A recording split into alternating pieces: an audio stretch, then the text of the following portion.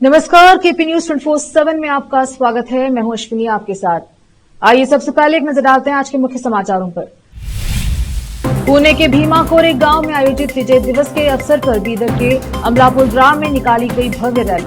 मोहम्मद नवाज खान रहे मुख्य अतिथि। बीदर में कर्नाटक राष्ट्र समिति द्वारा आयोजित की गई प्रेस मीट। महाराष्ट्र जलगांव में दो समुदायों में झड़प, वाहनों और दुकानों में लगाई आग, कर्फ्यू लागू। कल्पना नहीं कर सकते कितनी तकलीफ होगी, अशोक गहलोत का भजनलाल सरकार पर फिर से वार। किसानों को नए साल का तोहफा, डीएपी उर्वरक के लिए 3,850 करोड़ रुपए की मंजूरी। नागपुर में न्यू ईयर की नाकाबंदी के दौरान स्कूटी से 41 लाख रुपए जब्त, 2 युवक हिरासत में।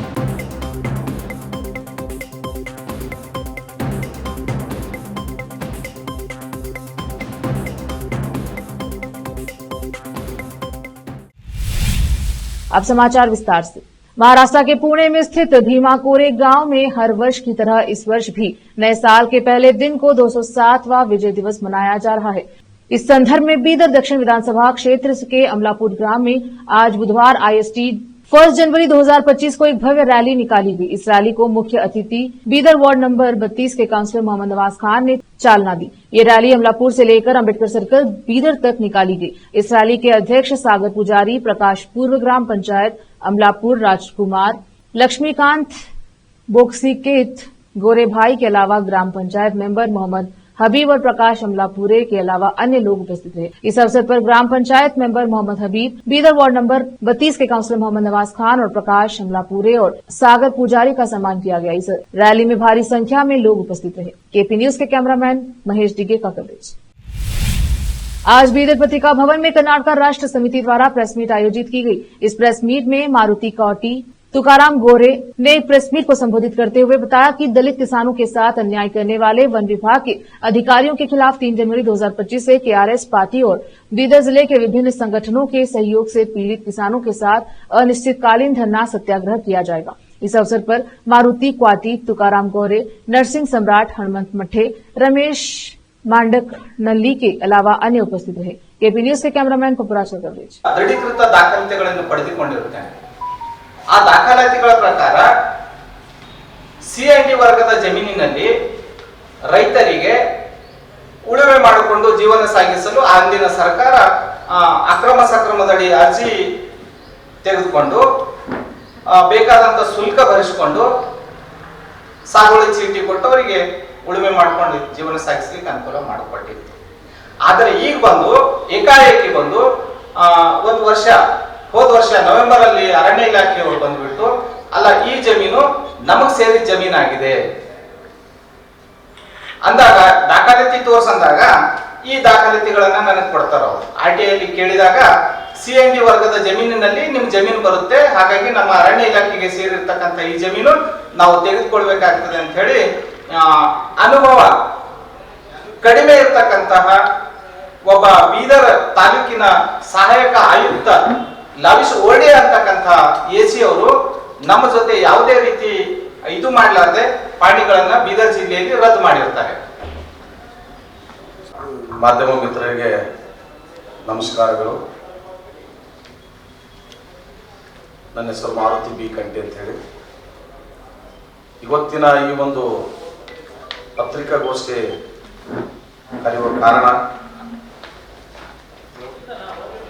ಅರಣ್ಯ ಇಲಾಖೆಯಲ್ಲಿ ನಡೀತಕ್ಕಂಥ ಭ್ರಷ್ಟಾಚಾರ ಮತ್ತು ಅರಣ್ಯ ಇಲಾಖೆಯವರು ದಲಿತ ಬಡ ರೈತರನ್ನ ಸುಮಾರು ವರ್ಷಗಳಿಂದ ಸಾಗುವಳಿ ಮಾಡಿಕೊಂಡು ತಮ್ಮ ಉಪಜೀವನದ ಜೊತೆಯಲ್ಲಿ ಮಕ್ಕಳ ವಿದ್ಯಾಭ್ಯಾಸ ಮಾಡತಕ್ಕಂಥ ದಲಿತ ಬಡ ರೈತರಿಗೇನು ಅನ್ಯಾಯ ಮಾಡ್ತಾ ಇದ್ದಾರೆ। ಕಾನೂನು ಬಾಹಿರವಾಗಿ ಯಾವುದೇ ಆದೇಶ ಇರಲಾರದೆ ಅವರ ಸಾಗುವಳಿ ಮಾಡತಕ್ಕಂಥ ಭೂಮಿಯನ್ನು ಇದು ನಮ್ಮ ಅರಣ್ಯ ಇಲಾಖೆಗೆ ಸಂಬಂಧಪಟ್ಟಂತ ಭೂಮಿ ಇದು ಅಂತ ಹೇಳಿ ನೇರವಾಗಿ ಅವ್ರೇನಪ್ಪ ಅಂತಂದ್ರ ಯಾವುದೇ ವಿಷಯ ಚರ್ಚೆ ಮಾಡಲಾರ್ದೆ ಆ ಜಮೀನು ಏನಪ್ಪ ಅಂದ್ರೆ ಅರಣ್ಯ ಇಲಾಖೆ ಅಂತಕ್ಕಂಥದ್ದು ಪಾಣಿಯಲ್ಲಿ ಏನಪ್ಪ ಅಂದ್ರೆ ಸೇರ್ಪಡೆ ಮಾಡ್ತಾ ಇದ್ದಾರೆ. ಅದರ ವಿರುದ್ಧವಾಗಿ ನಾವು ಸಾಕಷ್ಟು ಈಗ ಸುಮಾರು 1 ವರ್ಷದಿಂದ मुख्यमंत्री सिद्धरामैया 17 जनवरी को मैंगलोर के मंगला स्टेडियम में राज्य ओलंपिक 2025 का उद्घाटन करेंगे। कर्नाटक ओलंपिक संघ द्वारा आयोजित यह कार्यक्रम मैंगलोर और उडुपी में 17 से 23 जनवरी तक चलेगा। उपायुक्त महिलान एमपी ने घोषणा की। इस साल के खेल धारवाड़ में आयोजित पिछले संस्करण के बाद हो रहे हैं। मैंगलोर में लगभग 1800 एथलीटों के विभिन्न खेलों में भाग लेने की उम्मीद है। जिला प्रशासन ने एथलीटों और अधिकारियों सहित 2500 प्रतिभागियों को समायोजित करने की व्यवस्था की है। मैंगलोर में कई स्थानों पर खेल आयोजित किए जाएंगे। मंगला स्टेडियम में बास्केटबॉल और नेटबॉल मैच होंगे, जबकि नेहरू मैदान में फुटबॉल और खो खो के मुकाबले होंगे। अन्य कार्यक्रमों में यूएस माली इंडोर स्टेडियम में तलवारबाजी, मंगला स्टेडियम में वॉलीबॉल और हैंडबॉल, एमएके इंटरनेशनल पूल में तैराक, केएमसी अट्टावर में मरेना इंडोर स्टेडियम में बैडमिंटन और अंबेडकर भवन में भारोत्तोलना शामिल है। ताइक्वांडो और वुशु जैसे युद्ध खेल हम्पनकट्टे में कर्नाटक राज्य सरकार के कर्मचारी हॉल में होंगे। खेलों और प्रतिभागियों की एक प्रभावशाली सूची के साथ राज्य ओलंपिक तटीय क्षेत्र में एथलेटिक उत्कृष्टता और सामुदायिक भावना का जश्न मनाने का वादा करता है।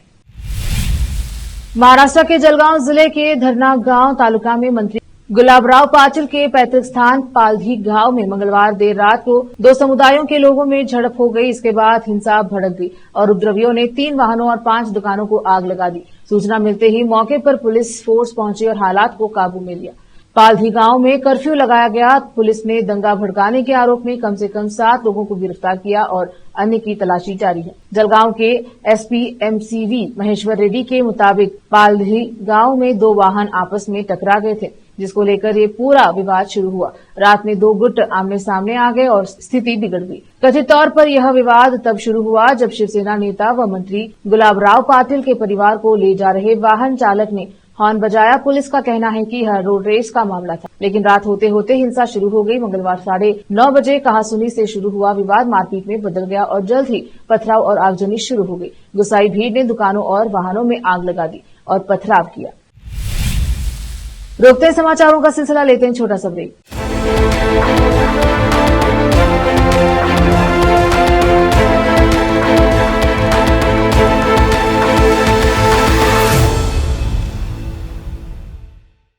ನಮಸ್ತೆ, ನನ್ನ ಹೆಸರು ಅಶ್ವಿನಿ. ನಾವು ಮಹಾರಾಷ್ಟ್ರ ಉಡುಪಿಯಿಂದ ಬಂದಿದ್ದೆವು. ನಮ್ಮ ಮದುವೆಯಾಗಿ 14 ವರ್ಷ ಆಯಿತು, ಮಕ್ಕಳಾಗಿರಲಿಲ್ಲ. ನಾವು 4-5 ಸಲ ತೋರಿಸಿದ್ದೆವು. ಬೀದರ್, ಬಸವಕಲ್ಯಾಣ, ಔರಂಗಾಬಾದ್, ಹೈದರಾಬಾದ್ ಎಲ್ಲ ತೋರಿಸಿದ್ದೆವು. ಎಲ್ಲಿ ಮಕ್ಕಳಾಗಿರಲಿಲ್ಲ. ಇಲ್ಲಿ ಬಸವಕಲ್ಯಾಣ ಜೀವನ್ ಜ್ಯೋತಿ ಹಾಸ್ಪಿಟಲ್ ಬಂದಿಲ್ಲ. ಮೇಡಮ್ ಟ್ರೀಟ್ಮೆಂಟ್ ಇದ್ದಿದ್ದು 1 ತಿಂಗಳಿಗೆ ನಮ್ಮದು ಸಕ್ಸಸ್ ಆಗಿದೆ.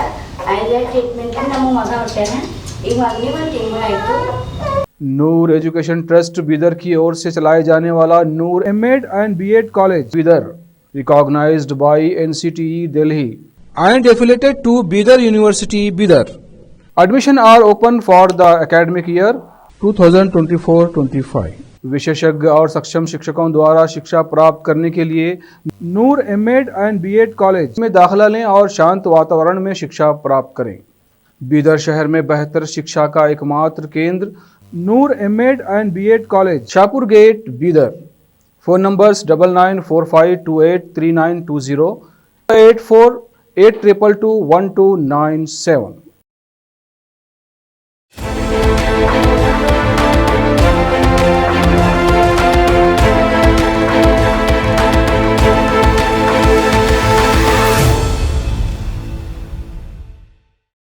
ब्रेक के बाद स्वागत है आपका। देखते हैं समाचार।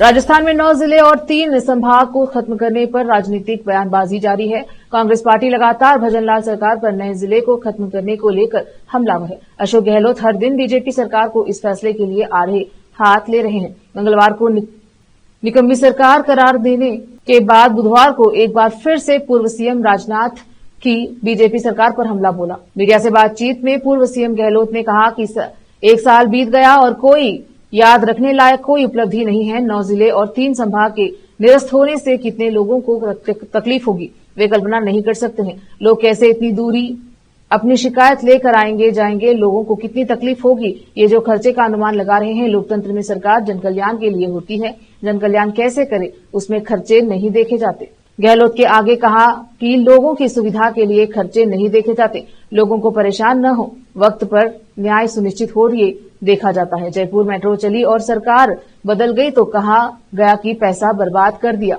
जरूरत तो नहीं थी मेट्रो। जयपुर मेट्रो को घाटे का सौदा कहा जाता था। मैंने तब भी कहा था कि दुनिया भर के अंदर जो मेट्रो चलती है वो घाटे का सौदा ही होती है। सरकार का जो कर्तव्य है लोगों के प्रति उसे पूरा करे।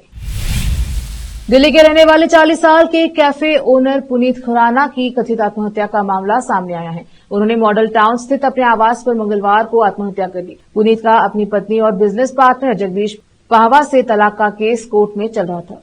घटना की तुलना हाल ही में बेंगलुरु में हुए अतुल सुभाष सुसाइड केस से की जा रही है। परिवार का आरोप है कि पुनीत की पत्नी मनिका पाहवा और उसका परिवार उसे मानसिक रूप से प्रताड़ित कर रहा था, जिससे वह बेहद परेशान था। पुनीत की बहन ने समाचार एजेंसी को बताया, मनिका पाहवा, उसके माता पिता और उसकी बहन ने मेरे भाई को मजबूर किया, उसे तनाव में डाला, उसे यह कहकर उकसाया कि तुम कुछ नहीं कर सकते, हिम्मत हो तो आत्महत्या कर लो। केंद्रीय मंत्री अश्विनी वैष्णव ने जानकारी दी कि डाई अमोनियम फॉस्फेट उर्वरक के लिए 3,850 करोड़ रुपए तक के एक मुश्त विशेष पैकेज को कैबिनेट ने मंजूरी दी है। केंद्रीय कैबिनेट की इस मंजूरी के बाद किसानों को डीएपी उर्वरक की आपूर्ति में कोई रुकावट नहीं आएगी और उसकी कीमतों में राहत मिलेगी। इस विशेष पैकेज के तहत केंद्र सरकार उर्वरक कंपनियों को आर्थिक सहायता प्रदान करेगी ताकि वे किसानों तक उर्वरक की आपूर्ति जारी रखे और कीमतों को काबू किया जा सके। किसानों को 50 किलोग्राम डीएपी उर्वरक का बैग 1,350 रुपए में ही मिलेगा। जो अतिरिक्त भार आएगा उसको सरकार वहन करेगी। वैसे इस एक बैग की कीमत 3,000 रुपए के करीब है। इसके लिए एक समय में 3,850 करोड़ की सब्सिडी दी जाएगी। अभी अंतर्राष्ट्रीय बाजार में डीएपी की कीमतों में उतार चढ़ाव है, लेकिन बताया जा रहा है कि इसका असर भारत के किसानों पर नहीं पड़ेगा। बता दें कि प्रधानमंत्री नरेंद्र मोदी की अध्यक्षता में हुई कैबिनेट की बैठक में किसानों के लिए कई कदम उठाए गए हैं। केंद्रीय मंत्री अश्विनी वैष्णव ने बताया कि पीएम फसल योजना का आवंटन बढ़ाकर 59,515 करोड़ किया गया है। वहीं प्रधानमंत्री फसल बीमा योजना और पुनर्गठित मौसम आधारित फसल बीमा योजना को 2025-26 तक जारी रखने को मंजूरी दी गई है। रोकते हैं समाचारों का सिलसिला, लेते हैं छोटा सा ब्रेक।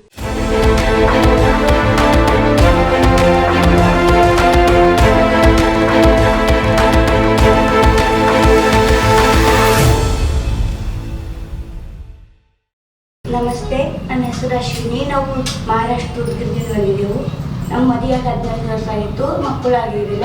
ನಾವು 4-5 ಸಲ ತೋರಿಸಿದೆವು. ಬೀದರ್, ಬಸವಕಲ್ಯಾಣ, ಔರಂಗಾಬಾದ್, ಹೈದರಾಬಾದ್ ಎಲ್ಲ ತೋರಿಸಿದೆವು. ಎಲ್ಲಿ ಭೀ ಮಕ್ಕಳಾಗಿರಲಿಲ್ಲ. ಇಲ್ಲಿ ಬಸವಕಲ್ಯಾಣ ಜೀವನ್ ಜ್ಯೋತಿ ಹಾಸ್ಪಿಟಲ್ ಬಂದಿಲ್ಲ. ಮೇಡಮ್ ಟ್ರೀಟ್ಮೆಂಟ್ ಇದ್ದಿದ್ದು 1 ತಿಂಗಳೊಳಗೆ ನಮ್ಮದು ಸಕ್ಸಸ್ ಆಗಿದೆ. ಆಯ್ದ ಟ್ರೀಟ್ಮೆಂಟ್ ನಮ್ಮ ಮಗ ಹೊಟ್ಟಾನ. ಈಗ ಮಗನಿಗೆ 1 ತಿಂಗಳಾಯಿತು. नूर एजुकेशन ट्रस्ट बीदर की ओर से चलाए जाने वाला Noor M Ed and B Ed college Bidar recognised by NCTE Delhi and affiliated to Bidar University, Bidar. Admission are open for the academic year 2024-25. विशेषज्ञ और सक्षम शिक्षकों द्वारा शिक्षा प्राप्त करने के लिए नूर एमएड एंड बीएड कॉलेज में दाखिला लें और शांत वातावरण में शिक्षा प्राप्त करें।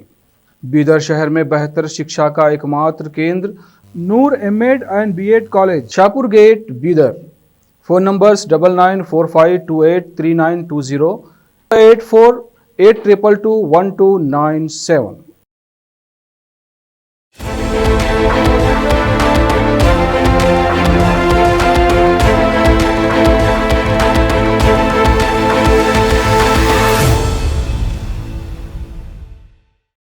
ब्रेक के बाद स्वागत है आपका। देखते हैं समाचार। न्यू ईयर के मौके पर नाकाबंदी के दौरान नागपुर पुलिस ने एक स्कूटी से 41 लाख रुपए कैश बरामद किए। पुलिस को संदेह है कि यह पैसा हवाला कारोबार से जुड़ा हो सकता है। पुलिस ने 2 युवकों को हिरासत में लिया है। मामले की जानकारी पुलिस ने आयकर विभाग को दे दी है।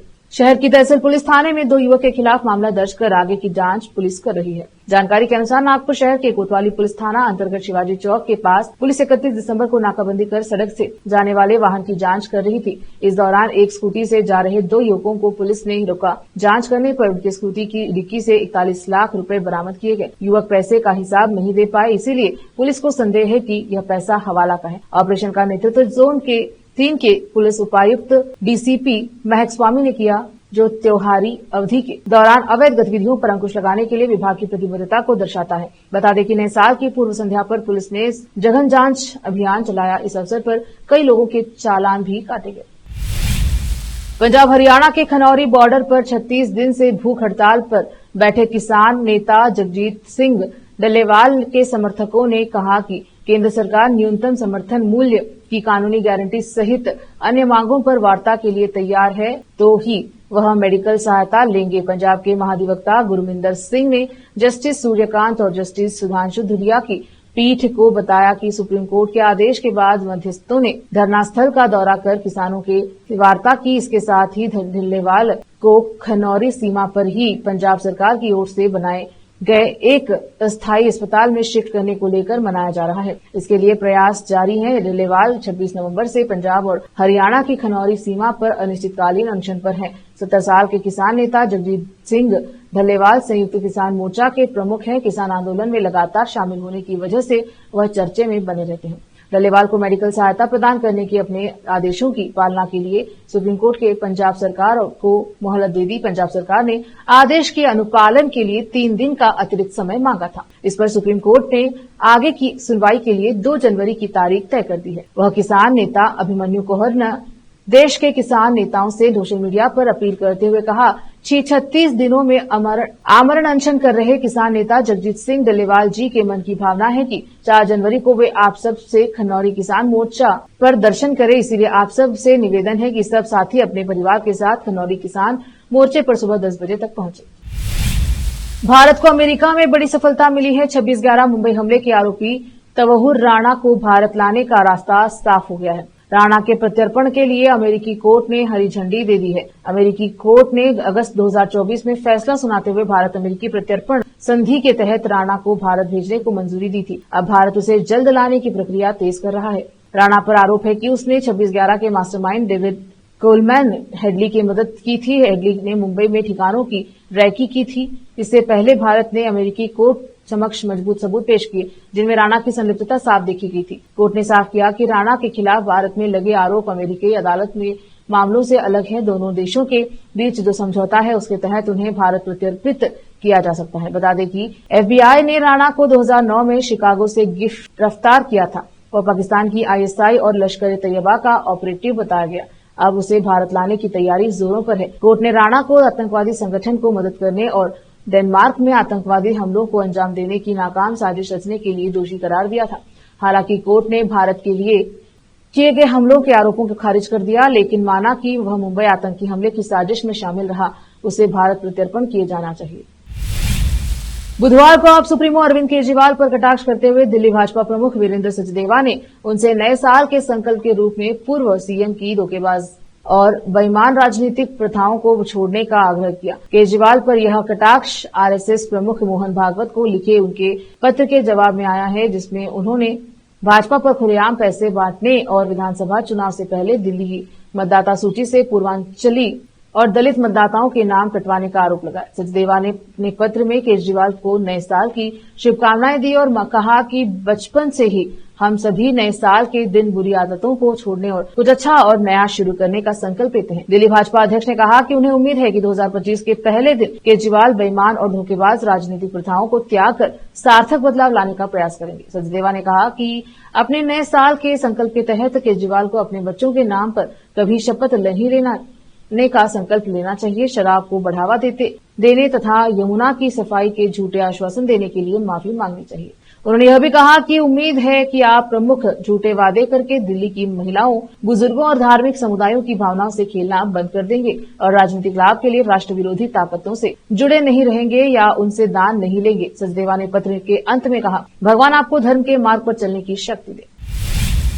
नया साल शुरू हो चुका है। राजधानी दिल्ली समेत एनसीआर व पूरे उत्तर भारत में कड़ाके की ठंड पड़ रही है। राजधानी दिल्ली में बीते दिनों हुई बारिश और ओलावृष्टि के बाद से ही लगातार ठंड बढ़ रही है। पहाड़ों पर लगातार हो रही बर्फबारी के कारण उत्तर भारत में शीतलहर का प्रकोप जारी है। मौसम विभाग ने 1 जनवरी के लिए दिल्ली, एनसीआर, हरियाणा, पंजाब, हिमाचल प्रदेश, यूपी समेत कई राज्यों में कोहरे की चेतावनी जारी की है। ज्यादातर जगहों पर पिछले हफ्ते भर से शीतलहर का प्रकोप जारी है। मौसम विभाग की माने तो आने वाले दिनों में ठंडे और भी भी बढ़ सकती है। बता दें कि दिल्ली एनसीआर में बुधवार को घना कोहरा छाया हुआ है। अगर दिल्ली के तापमान की बात करें तो दिल्ली में ठंड से फिलहाल राहत मिलने की कोई संभावना नहीं है। मौसम विभाग ने दिल्ली में आज आंशिक रूप से बादल छाए रहने की संभावना है। मौसम विभाग की माने तो राजधानी दिल्ली के ज्यादातर इलाकों में बुधवार को धुंध और कोहरा छाए रहने की संभावना है। मौसम विभाग के मुताबिक दिल्ली में दोपहर के वक्त हवा की रफ्तार में बढ़ोतरी रखी। वही हवा की रफ्तार इस दौरान 14 से 18 किलोमीटर प्रति घंटे होने की संभावना है। वही शाम तक हवा की रफ्तार घटकर 8 किलोमीटर प्रति घंटे रहने की संभावना है। वही आज न्यूनतम तापमान 8 डिग्री सेल्सियस और अधिकतम तापमान 17 डिग्री सेल्सियस रहने की संभावना है। आखिर में फिर एक बार देखते हैं मुख्य समाचार। पुणे के भीमा कोरे गांव में आयोजित विजय दिवस के अवसर पर बीदर के अमलापुर ग्राम में निकाली गई भव्य रैली। मोहम्मद नवाज खान रहे मुख्य अतिथि। बीदर में कर्नाटक राष्ट्र समिति द्वारा आयोजित की गई प्रेस मीट। महाराष्ट्र जलगांव में 2 समुदायों में झड़प, वाहनों और दुकानों में लगाई आग, कर्फ्यू लागू। कल्पना नहीं कर सकते कितनी तकलीफ होगी, अशोक गहलोत का भजनलाल सरकार पर फिर से वार। किसानों को नए साल का तोहफा, डीएपी उर्वरक के लिए 3,850 करोड़ रुपए की मंजूरी। नागपुर में न्यू ईयर की नाकाबंदी के दौरान स्कूटी से 41 लाख रुपए जब्त, 2 युवक हिरासत में।